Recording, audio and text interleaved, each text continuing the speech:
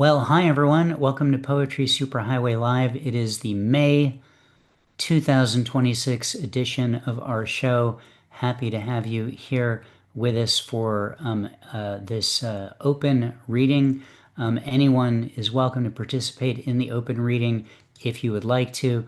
All you have to do is send me a message in the chat, and I'll be happy to add you to the list. If you're watching on YouTube, in order to participate in the open reading, you'll need to join the Zoom using the Zoom link that's there, and then once you're in, you can say hi, I'd like to read, and you're in. It's just that simple. If you're on the list, you'll get to read one poem, and then we'll talk a little bit if you would like to share anything about what's going on in your poetry world. That is more than welcome. You're more than welcome to do that, and we'd love to learn from each other and hear what's going on out there in poetry land. My name is Rick Lupert. Did I mention that? Whether or not I mentioned it, it's true. I feel I have mentioned it at this point. Nice to meet you. Some Poetry Superhighway news. I hope everyone had a great uh, National U.S. Poetry Month, um, which just completed. We, of course, celebrated that. We, meaning Poetry Superhighway, celebrated that by posting a poetry writing prompt chosen from many submissions of writing prompts from our readers. And those were published once a day on our website as well as on in our Facebook group. And every single day, this was really cool. Every prompt on the Facebook group got some responses, got people adding poems that they wrote to those prompts. So I can only imagine for the people who wrote those prompts, it was gratifying to see that they were useful and inspiring to some people. And for those of you who participated just by writing poems every month, whether or not you shared them there, congratulations on doing that. Just a little thing we do to help inspire people, encourage people to write poems every month. So that was last month. This month, we've just moved on to getting ready for our 2026 Summer Poetry Contest. I feel looking at the faces in the Zoom today that I'm preaching to the choir on this one. But just so you know, one of the cool things about our contest, which will begin in a couple of months, is that every single person gets a prize just for entering. Thanks to the generosity of people like you, of our many sponsors who offer prizes to create a really robust and long roster of prizes, usually a couple hundred or in that range worth of prizes. So every single person gets something just for entering. And so why am I mentioning that now? Because now is when we've started asking people to consider sponsoring the contest by offering prizes. Um, there's a whole lot of info online on the Poetry Superhighway website on how that works, as well as the sign up form to join in as a sponsor. But the basic idea here is that if you've got a book of poetry or a few books or a service that would be of interest to poets or something cool and interesting that I can't even think of because you've thought of it and haven't told us yet, but something that's specifically of interest to poets and writers, you sign up as a sponsor. And you agree that basically at the end of the contest, you're going to receive an email from me saying, hey, please send your prize or prizes to these people, and you'll send those prizes out to them within a couple weeks. And you'll notify me that you did that. And you get listed as a contest sponsor on the top of the contest page and in the initial contest announcement, and you get a free classified ad in our if you're probably all newsletter subscribers to our weekly email, but you'll get a free classified ad for the duration of the contest, which is like 3 months worth of advertising your book or your website or your contest or whatever it is you would like to advertise, even if you just sponsor with one book. So it's a pretty good deal. And from my point of view, I'm just really excited that every single person who enters the contest gets a prize just for entering, thanks to your generosity of donating prizes. So there you go. That's all I have to say about that. If you're interested, check it out. Go to poetrysuperhighway.com/PSH, and there's a big sponsor the contest banner you can check out. Read all the details and sign up if you would like to do that. I believe that's everything I need to tell you. So no more babbling on from me. This is who I have currently on the list in this order: Bhavin, Sheth, Lorraine MacMillan, Jennifer Phillips, Kathryn Paulsen, Climbing Sun, Eric Paul Shaffer, Jordan Jones, and Linette Rabsatt. So that's the order we're going to go in. If anyone else would like to read, let me know. One poem, and then we'll talk a little bit on deck. Our second reader will be Lorraine, which means it's time for our first reader, Bhavin Sheth. Hello, Bhavin. Hey, hello everybody. Hello, Rick. Hey, is it okay for me to share my screen?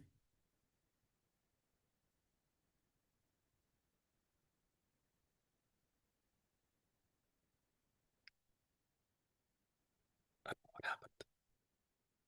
Can you hear me? Okay. Okay, good. And am I sharing my screen? No, I'm not. Sorry.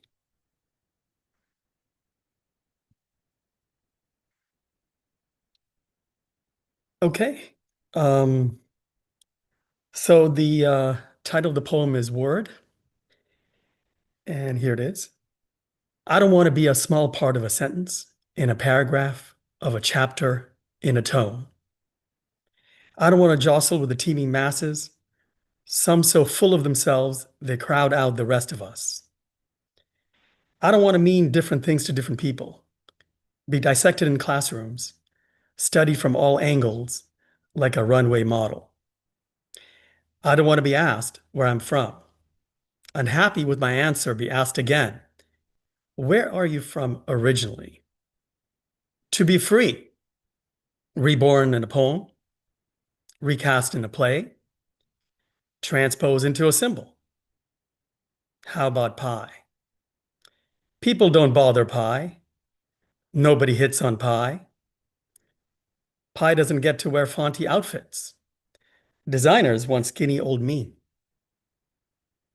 Pie is left alone and forgotten. Thanks. What a sad poem for pie, Bhavin.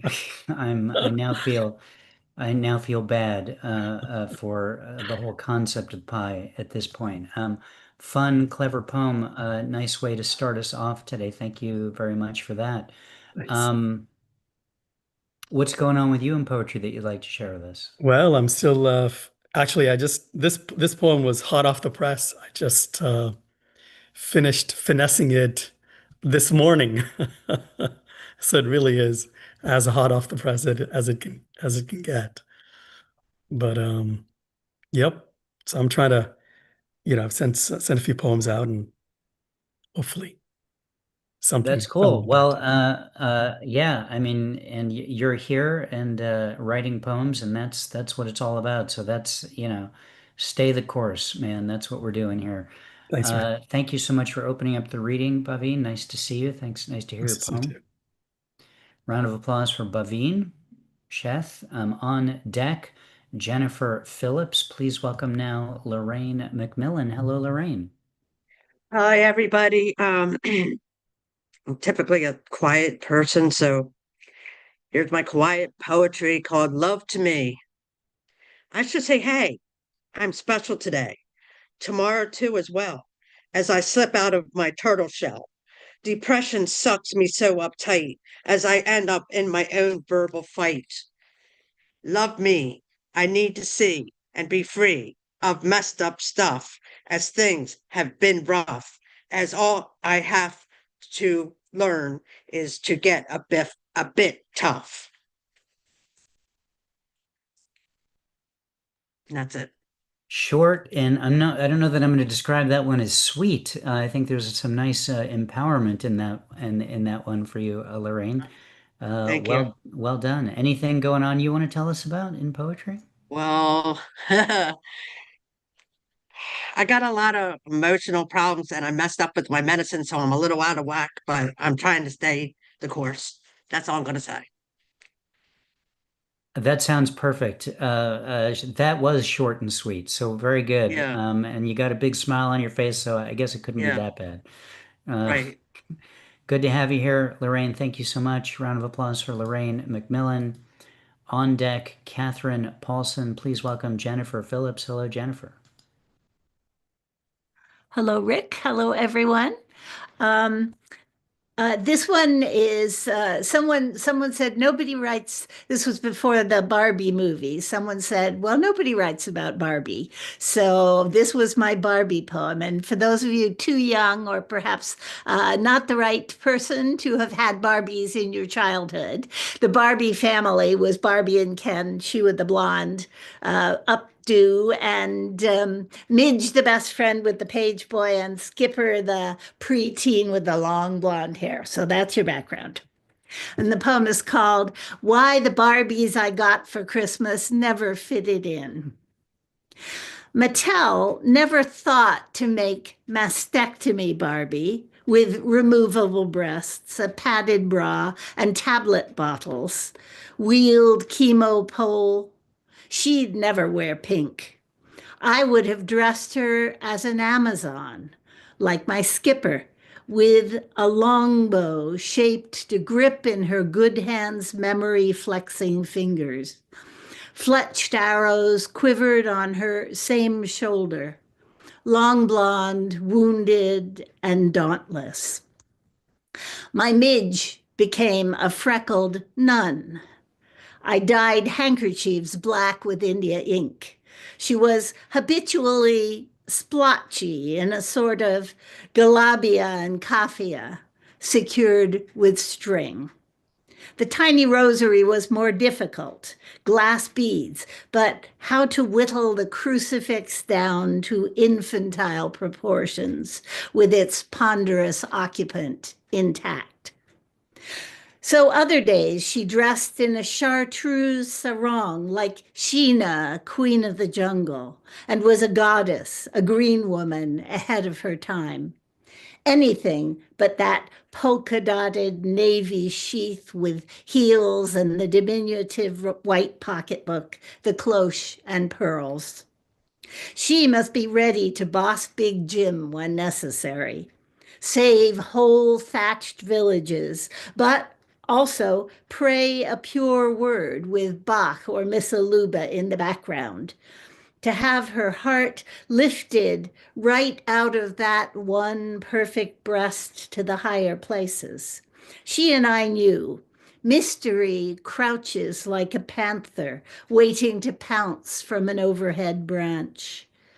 That a woman, too, could ride bareback on an elephant, survive disasters, be equipped for loss, and be ready for God to distill out of the laurel hedges on Cedar Lane and say, that's my girl. Awesome poem, Jennifer. Thank you so much for that. Really enjoyed that. What's happening with you and poetry? I'm excited that I have been invited to be one of the three featured readers at Poetry Club of New England's upcoming reading on the 26th of May in Hyde Park, Massachusetts. So that will be a little pilgrimage a little ways north for me and should be fun. How far away is it? It's about probably an hour and a quarter to drive. Okay, well, may the traffic be in your favor, and keep that drive speedy. That that could be going from anywhere to anywhere else in LA. It could. Yeah. Uh, Yeah. but cool. Well, good luck at that, and glad we got a little taste of it this afternoon. Thanks for being here. Round of applause for Jennifer Phillips. Thank you, Jennifer. On deck, climbing sun. Please welcome Kathryn Paulsen. Hello, Kathryn. Hello. Okay. This is Philanthropy. The club's mission/justification was more than just fun. Every so often, once or twice a year, they gave stuff to the less fortunate. The one time I remember was at a Thanksgiving turkey and trimmings or Christmas gifts we brought to that family in a little house in a part of town I hadn't seen before. How had we found them? From a church that recommended to our grown-up sponsors a needy family thought worthy? It was a tiny and dilapidated house. Clothes were piled in corners, and on what little furniture there was, there not being much in the way of closets. No room for all the stuff. But the stuff there wasn't much for a family.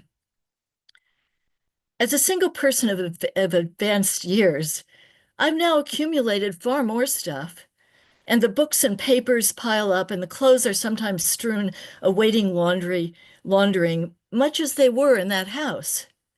But that house was hardly larger than a room in any of ours. How could people live that way, I wondered. We should do something, I whispered to another girl. But what? She whispered back. Great ending. You had me concerned when you started talking about philanthropy that you were going to ask for donations. I work in the nonprofit world So doing people design are stuff. always asking for donations. Sure, yeah. It's Yeah. but I really enjoyed that, and thanks for the barbicle history. I think I just made that word up, but that was fun. Great to hear that piece. What's going on with you in poetry these Well, days? part of it is this poem, actually. And so this is a poem that I couldn't remember exactly when I wrote it, but a while ago. And I looked up and I found a draft with a slightly different ending, and I think it was August of 2019. But I thought I haven't sent it out much over the years. In fact, I checked submittable. I have a list of, I now have a list of by journal. It's one of those, oh my God, it's sort of scarily long. So many journals, so many poems, a lot of publications, but so many, many, many more rejections, a phenomenon we're all familiar with. And this poem, it seemed that the only thing on that list was the A.R. Ammons Prize. Now, I also checked submittable. I checked in my list of email submissions, my emails like poetry submitted, poetry rejections encouraging, and poetry no. Well, so back in February, I submitted this poem to the A.R. Ammons Prize. Now, this is a very minor league competition, and it began. There's also a contest. It began. There's a prize for adults. There's a contest for kids with different divisions from like kindergarten to high school or no, college, I guess. And the people who started it's kind of touching. I think one of them was a like friend and former like grad school mate of Ammons, and two others were teachers. And so they started this contest for the kids of varying ages over the years. And then the year, I guess last year, they added a prize for adults. Well, this poem was a finalist for that in that competition. And like I said, it may be the only I've included this poem in a few I've one of the major collection that I've been trying to place for quite a while now. This poem has been in that, and periodically I take it out. But as far as sending it out, somehow or another, this competition, and you were allowed to send things that were already published. So I sent 3 poems, 2 of which had been published. And I may have included this because they seem to be particularly open to poems having to do with kids and maybe families. And I looked at, I guess previous winners, and maybe the fact that that kids are participating in the competition itself. So I was touched. The top 3 winners got some money. The finalists just got this book, and the book is like just very basic. We don't have any bios, it's just, and it was published by let's see, the Reuben Brown House Preservation Society. So this is something next year, I don't think there was any charge to submit, or if there was, it was like $3. And, it was just, so I have this little book. I haven't read all the other stuff in it yet. But I want to read the kids' poems, and it's, just another little odd little competition that it's kind of nice to have been in anyway. That's great. Well, it sounds like it was a worthwhile experience for you, and you've told us a lot about it. So it gives, the folks here and anyone who may watch this later something else they can look into. And Yep. very cool. Well, thank you so much, Kathryn, and for sharing your poem. And congrats on that. And thanks for being here. My pleasure. Thank you. Round of applause for Kathryn Paulsen. On deck, Eric Paul Shaffer. Please welcome now Climbing Sun. Hello, Climbing Sun. Hello, everyone. Happy May. This poem is mostly true. It's called Age 3 Dream. I'm standing in my crib, yelling. Everyone came in to marvel because I had just slept 26 hours straight. I had had this long dream, which only now can I put in words. Appearing from a foreign body of water, a thunderstruck woman masquerading as a soprano porpoise brushes my hair with her fin, licks my forehead, and sings, "Never think you are obscure. On land you are a jasmine flower, whose scent is the language of joy giving birth. In the sky you are the bird of time itself, whose wings are galaxies, whose feathers are comets and meteor showers. You are also an ocean, calm and kind to ships. Save your pent-up wave energy for kissing the beach hard, strumming the kind of musical note which sends the Earth's nervous system into rapture. Stand on your stage with only yourself in the audience. If they come to arrest your inner magician, spellbind them in their own tracks, while you turn transparent, leaving them to wonder if they saw your true self at all. Save your pent-up energy for kissing the beach hard. Great line, Climbing Sun. Enjoyed that poem. It just was remembered after talking about the contest, this year's contest, that you were the winner of last year's contest. And so you'll be getting an invite sometime in the next month or so to judge this coming year's contest, which will describe to you how much work it is and how you really shouldn't do it because it's way too much work and some of it's really not enjoyable. So be prepared for that invite to come. What's happening with you in poetry? I'm just going to say thanks. I will undoubtedly accept the invitation. Terrible labor idea, and all. but thank you in advance. Yeah, you're welcome. I just sent my 4th book to my publisher. It is a prose poem memoir. And I did another one a few years ago called Sun Dances. And it was more synchronicities and esoteric things that have happened to me through my life. And then I realized there's so much more that has happened to me that I've done and things I've been in. And anyway, so this one's called Sun at Play. So looking forward to getting that in my hands within a month or so. And that's pretty exciting. And meanwhile, I'm submitting to chapbooks like crazy and,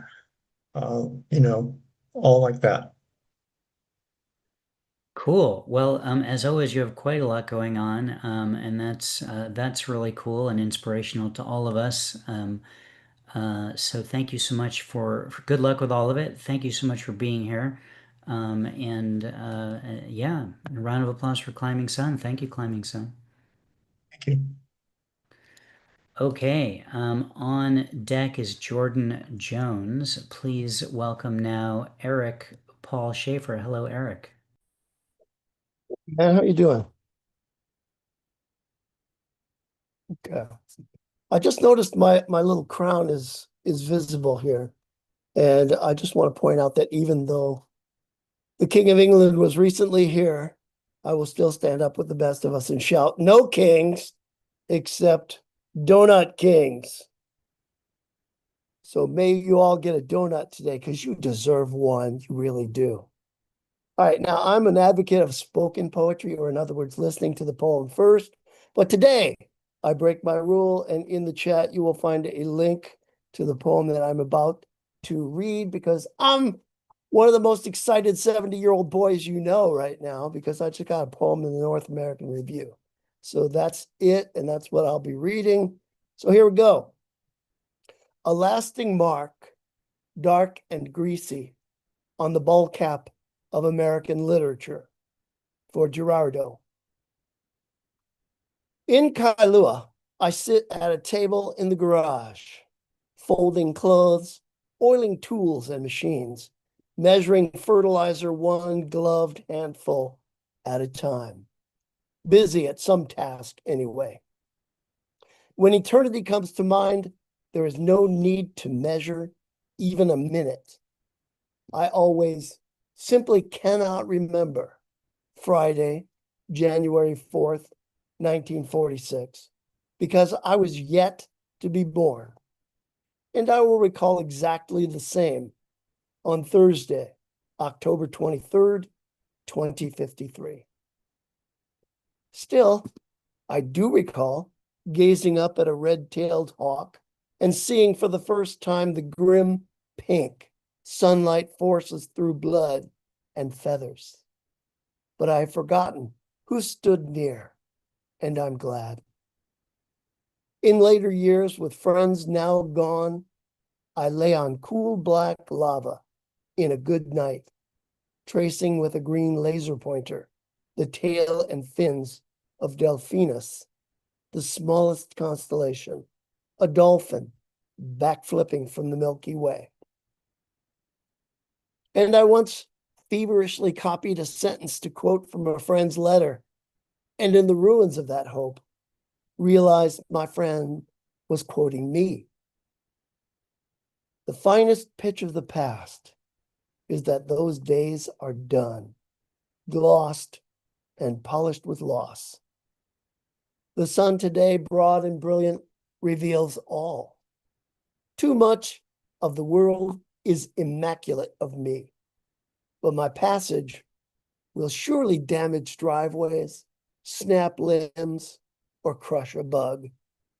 Bald as I am, when I go, I wear a cap sporting faded logos, but not even I care. On this table, left us by others we loved, now gone, with my little black dog at my feet, I fix this or break that as trade winds mumble through palm fronds and the abiding grind of a neighbor's washing machine. Such din glibly combines in my ears as silence, ephemeral and eternal. What a fucking glory is this life. May we all love all we can as long as we can. Thank you. From your mouth to everyone else's ears who has any power to do anything about it. Eric, thank you so much. A great poem. I really enjoyed it. Though I have to be honest, the line that I liked the most was "No king, but Donut King." I have to admit, that's one of my better lines. I better write that poem today. You better, because That way, the well, it'll all kind of come together with a As well legitimacy it to should, look you at. know, it is a donut, so it's round. So it always comes back to itself, one Yes. bite after another. There's a depth to donuts which has yet to be explored that I think you're keying in on, and I think Oh, you're the person to write it. Yeah. I think we should all plumb the depths of the donut. Let's go, folks. Come on. All right. Well, you've given me inspiration and ideas for the rest of the day just with that. Thank you, Eric. Thank you so much for being here. A round of applause for Eric Paul Schaefer. Oh, and that poem is in my new book, Second Nature. Just if anybody's interested, I'll make sure that you hear about that whenever that appears. It should appear in June sometime. Anyway, sorry Cool. about that. Didn't mean to interrupt. Very good. Well, good luck with it, and post a link to it, or when it's available let us know about it. Will do. Eric, thank you again. On deck is Linette. Please welcome now Jordan Jones. Hello, Jordan. Hello. So I was thinking about all this AI stuff, and I came up with the robot king. Ironically, we have donut kings and robot kings. Robot king. I asked a robot to write a poem about robots. He came up with a few words about Carol Chapek and the play RUR, and how Carol's brother Joseph coined the word robot, then ended with a few sentences summarizing Asimov's laws. But was it a poem? Let's just say the robot's heart wasn't in it. Eventually, he got around to saying, "They're coming for your jobs. They're coming to kill you. They're coming to kill your robots." Then he donned a paper crown and a false smile, picked up a toy car, and headed out to play with all the other robot kids.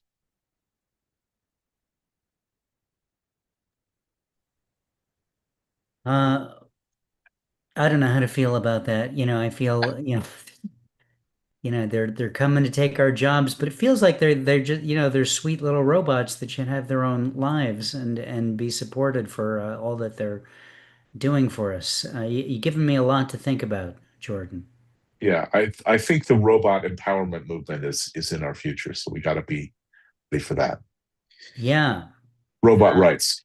I think I've seen some films about that. Fair enough. That have been more signs of warning, but there you go. Jordan, what's happening with you in poetry these days? Well, that poem and about four others have recently appeared in Gargoyle magazine. They have gone online, as folks are probably aware, and they're kind of ending their publishing after a couple more issues. And they were hacked, and that kind of delayed things. So it was supposed to go online in March, and it's just gone online, I think, in the last day or so. So that's good. And I had five poems with, and I've been doing a lot more submitting. So I was focused on translations that I've been doing, and I thought I needed to balance that with a little bit of trying to get some stuff that I've already done out there. I think I've done more submissions in the past month than I've done in the past decade. And Wow. it's not I will say it's not a lot, because I did almost none. So it's a lot more than almost none, but there you go. Sure. Got to So start that's, somewhere, right? yeah. Well, it's all about marketing and how you frame things. So yes, the two you sent out this month are an extraordinary effort based on the last You got uh, it. decade or so. But yeah, it's a lot of work sending work out and keeping track of it, and learning, or reading and following the exact guidelines, which are slightly different than the next publication or the previous one. So, but all important to do to make sure that your stuff gets seen where it needs to be seen. So, good luck with that, and soon the robots will be able to do it for you, I guess. It's the theory. Thanks for being here, Jordan. Round of applause for Jordan Jones. On deck, Judy, England-McCarthy. Please welcome Linette Rabsatt. Hello, Linette. Hi, everyone. I'm Linette Rabsatt. I'm from the Virgin Islands. This poem is called Not Ready. The clock chimes constantly, a drumming that I couldn't erase from my mind, like a broken heart beating out of sequence, yet I'm not ready. The car horn honking still doesn't hasten my feet or inspire my hands to move with more precision. I'm almost slowed like a fainting maiden waiting to be rescued, not ready for the rescuer, the charming fellow who should kiss me back into reality. Still not ready. I'm only ready when I feel the urge to move, change, or transform. I am the donkey at the well. No movement to drink if I'm not ready. Thank you.